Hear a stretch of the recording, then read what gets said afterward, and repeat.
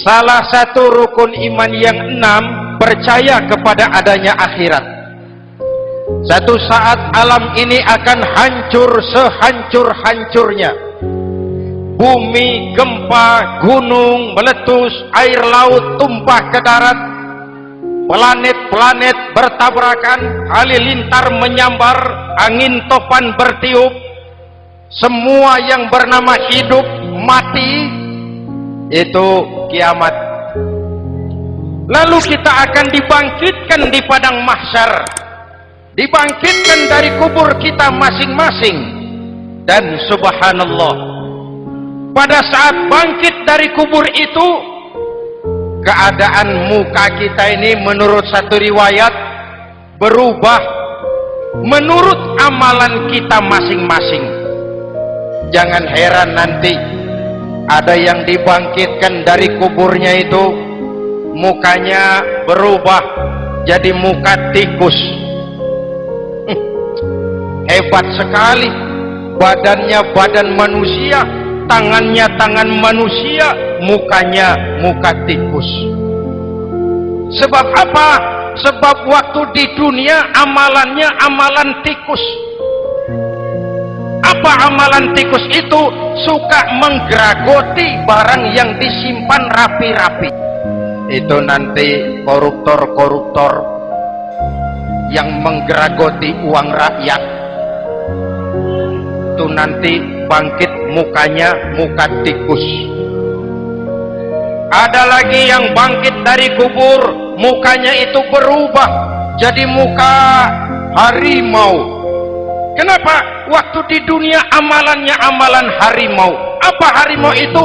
Mau menang sendiri, keras kepala, kupeh. Di mana ada hutan, rajanya pasti harimau. Padahal hutan belum pernah bikin pemilihan umum. Tapi harimau tidak peduli ada pemilihan umum atau tidak, saya raja hutan. Setelah naik jadi raja di hutan, harimau bukan melindungi rakyatnya, malah makanin rakyatnya. Orang-orang yang mau benar sendiri. Ada lagi yang bangkit dari kubur gagah, mukanya muka ketek.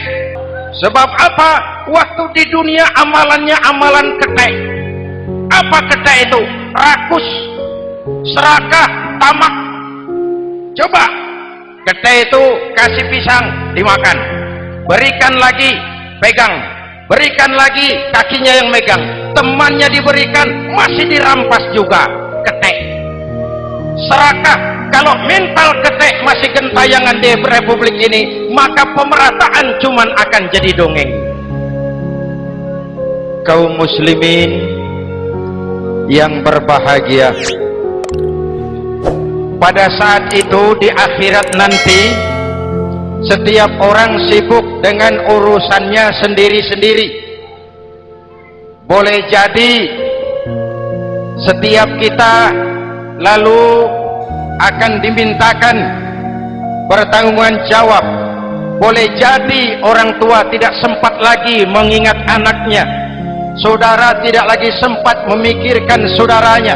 Tiap orang akan dimintakan pertanggungjawaban jawab. Dalam kondisi seperti itu, Rasulullah mengajarkan sab'atun yuzilluhumullahu yawma la zilla illa zilluh.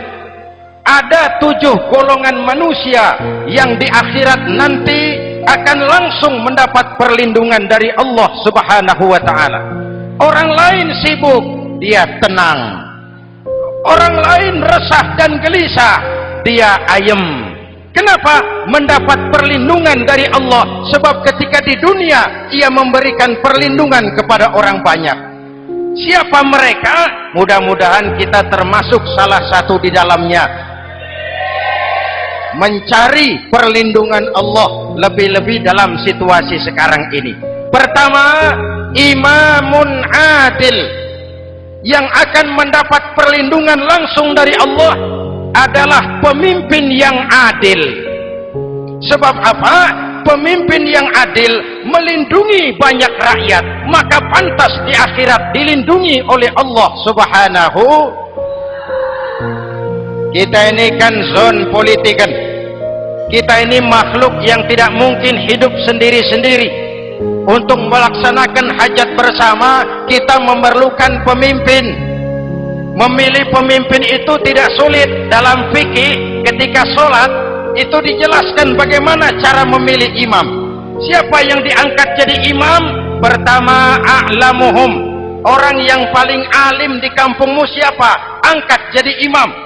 Yang paling alim, paling menguasai persoalan sehingga bisa membawa bangsa keluar dari kesulitan. Pemimpin yang bisa menyelesaikan masalah, bukan yang menimbulkan masalah. Apalagi kalau pemimpinnya jadi masalah, bagian dari masalah. Ini namanya pengurus jadi urusan.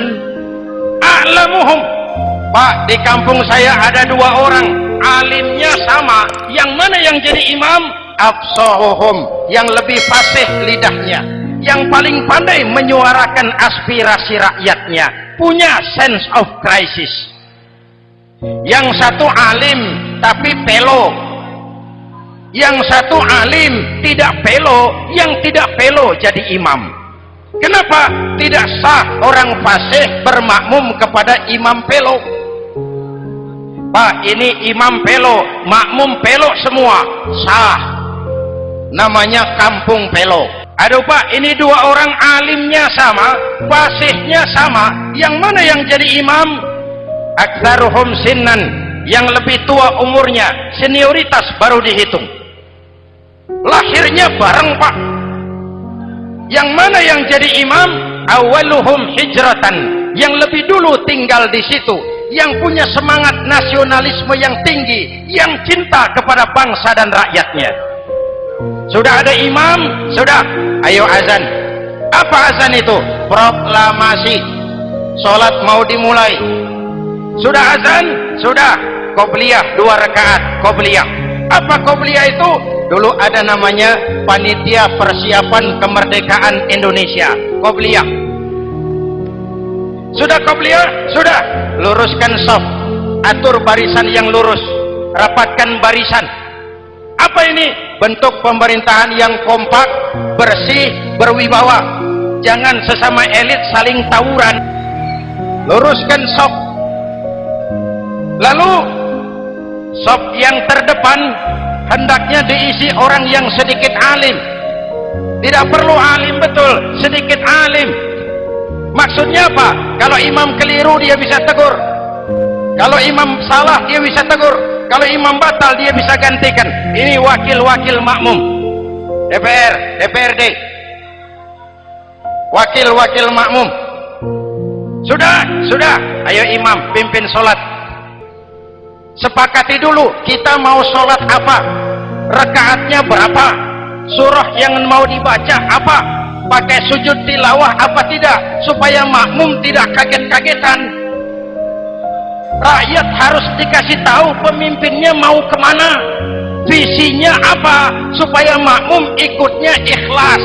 Hadirin yang saya hormati, kita memerlukan pemimpin yang adil, yang menaungi rakyatnya, sehingga dengan demikian nanti mereka akan dinaungi langsung oleh Allah Subhanahu.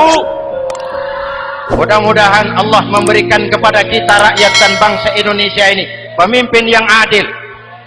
Saya yakin perjalanan waktu akan mengantarkan kita di mana orang-orang akan terbuka topengnya, sehingga akan jelas mana pembela rakyat, mana penyengsara rakyat.